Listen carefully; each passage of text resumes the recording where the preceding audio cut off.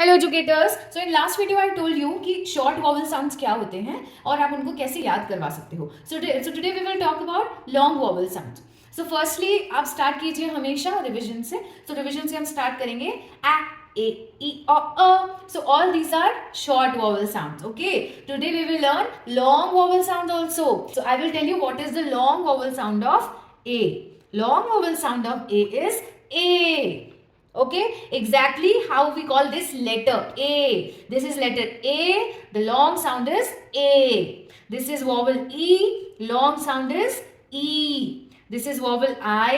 Long sound is I. Now you tell me what is the long sound of O. अब इस वक्त तक क्या होगा, बच्चे समझ जाएंगे what is the drill. Okay, so वो खुद से बता देंगे. ये भी हो सकता है कि यहाँ आते तक भी बच्चे आपको आंसर दे दें. So what is the long sound of O? O. What is the long sound of U? U. So short sounds are A, E, A.